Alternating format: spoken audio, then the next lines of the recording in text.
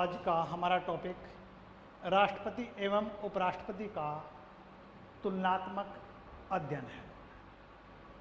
अब देखिए, इसको जो है मैं आपको पहले राष्ट्रपति के सारे पहलुओं को बता चुका हूँ।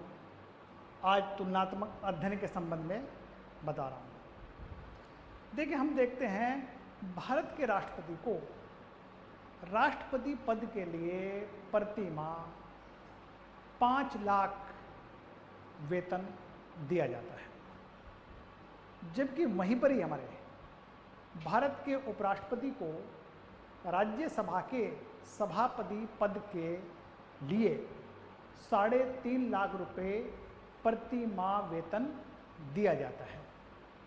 हमें यह पता होना चाहिए, उपराष्ट्रपति को उपराष्ट्रपति होने की वजह से उसको कोई वेतन नहीं दिया जाता है। यानी समझिए, हमारे पूरे संविधान में उप का मतलब कुछ नहीं होता है। उपराष्ट्रपति, उप प्रधानमंत्री, इनको ये पद होने के बावजूद उनको कोई अलग से विशेष सुविधा प्राप्त नहीं होती है। उपराष्ट्रपति को सिर्फ राज्यसभा का सभापति होने की वजह से ही उसको 3.5 लाख रुपए मासिक वेतन दिया जाता है। दूसरी बात देखिए है, राष्ट्रपति पद के लिए लोकसभा का सदस्य निर्वाचित होने की योग्यता रखता हो। मतलब राष्ट्रपति वही आदमी बन सकता है जो लोकसभा के सदस्य की होने की योग्यता हो। उधर हम उपराष्ट्रपति की बात करते हैं। उपराष्ट्रपति पद के लिए राज्यसभा के सदस्य निर्वाचित होने की योग्यता रखता हो। मतलब देखिए, हम राष्ट्रपति लोकसभा और राज्य उपराष्ट्रपति राज्यसभा के सदस्य निर्वाचित होने की योग्यता रखता हो। तीसरी बात देखिए, हमारे पास राष्ट्रपति के निर्वाचक मंडल में संसद के दोनों सदनों के निर्वाचित सदस्य और दिल्ली, पुडुचेरी सहित सभी राज्यों की विधानसभाओं के निर्वाचित सदस्य। मतलब समझिए आप, जो है लोकसभा, राज्यसभा और राज्यों की विधानसभाओं के निर्वाचित सदस्यों को मिलकर ही राष्ट्रपति का निर्वाचक मंडल बनता है। यही लोग उसके निर्वाचन में भाग लेते हैं। उधर हम अगर उपराष्ट्रपति की बात करते हैं, उपराष्ट्रपति के निर्वाचक मंडल में संसद के दोनों सदनों के सभी सदस्यों से मिलकर निर्वाचक मंडल बना जाता है। मतलब ये समझिएगा, उपराष्ट्रपति के इलेक्शन में लोकसभा और राज्यसभा के मनोनीत सदस्य ही नहीं बल्कि सभी सदस्य उसमें वोट करेंगे। नेक्स्ट पॉइंट बनता है, राष्ट्रपति के निर्वाचन में संसद के मनोनीत सदस्य भाग नहीं लेते हैं। देखिए, मतलब जो है, जो राष्ट्रपति इलेक्शन है उसमें जो मनोनीत करते हैं, जैसे हमारे ये है लोकसभा में 2 सदस्य होते हैं, राज्यसभा में हमारे मतलब जो है 12 सदस्य होते हैं। तो मतलब जो है, या फिर मतलब जो है विधानसभा में भी हमारे कोई मनोनीत सदस्य वो पार्टिसिपेट नहीं करेंगे। जो है दूसरी तरफ देखते हैं हम आपको, जो है उपराष्ट्रपति के निर्वाचन में संसद के दोनों सदनों में मनोनीत सदस्यों को भी शामिल किया जाता है। अब नेक्स्ट पॉइंट बनता हमारा, भारत के राष्ट्रपति संविधान का अतिक्रमण करने पर उसे महाभियोग लगाकर उसे विशेष प्रक्रिया से उसको पद से हटाया जा सकता है। यानी ये तो हमारे भारत के राष्ट्रपति की बात हो रही है।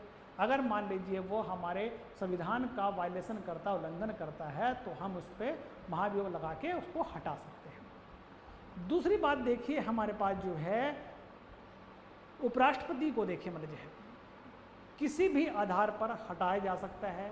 उसके लिए विशेष प्रक्रिया का प्रावधान नहीं किया गया है। यानी कि समझिए आप, जो है राष्ट्रपति को तो हम जो है मान लीजिए उसको कुछ दिन पहले सूचना दी जाती है, उसको अपना पक्ष पेश करना भी का भी टाइम दिया जाता है। ये बात हम सब जो है राष्ट्रपति के पहले डिस्कस कर चुके हैं। अब हम इसलिए कर रहे हैं तुलनात्मक अध्ययन की बात करें, तो इसलिए डिटेल में ज़्यादा नहीं जाएंगे हम। जो है आगे देखिए, जो है हमारे पास जो है राष्ट्रपति को हटाने के लिए महाभियोग प्रस्ताव संसद के दोनों सदनों द्वारा अपनी कुल सदस्यों संख्या का 2/3 बहुमत से पारित करना आवश्यक होता है। वहीं पर देखिए हमारा जो है उपराष्ट्रपति को हटाने का प्रस्ताव राज्यसभा के साधारण बहुमत द्वारा पारित होना चाहिए तथा लोकसभा द्वारा मात्र इस प्रस्ताव की सहमति या एग्रीड होना आवश्यक है। मतलब देखिए राष्ट्रपति को हटाने के लिए जो महाभियोग प्रस्ताव है उसको दोनों सदनों के 2/3 बहुमत से पारित होना चाहिए विधेयक।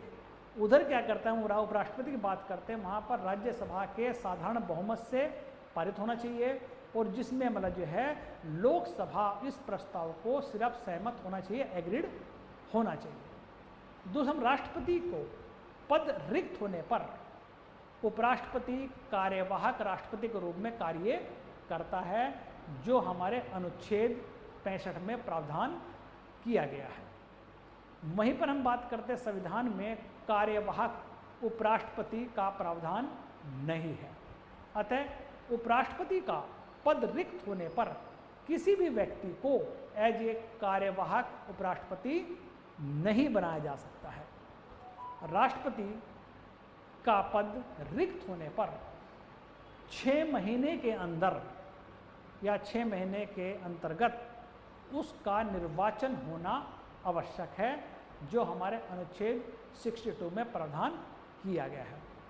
उपराष्ट्रपति का पद रिक्त होने पर यथाशीघ्र चुनाव कराने का प्रावधान है। इसके लिए कोई समय सीमा निर्धारित नहीं की गई है, जिसका प्रावधान अनुच्छेद 68 में किया गया है। दूसरी बात देखिए मतलब यह है भारत का राष्ट्रपति संविधान और विधि के परीक्षण, संरक्षण और प्रतिरक्षण की शपथ लेता है। मतलब देखिए राष्ट्रपति संविधान के विधि की परीक्षण, प्रिजर्व और संरक्षण, प्रोटेक्ट और प्रतिरक्षण, डिफेंड की शपथ लेता है। वहीं पर भारत का उपराष्ट्रपति संविधान के प्रति सच्ची श्रद्धा और निष्ठा यानी कि true faith and allegiance of the constitution रखने की शपथ लेता है। इसमें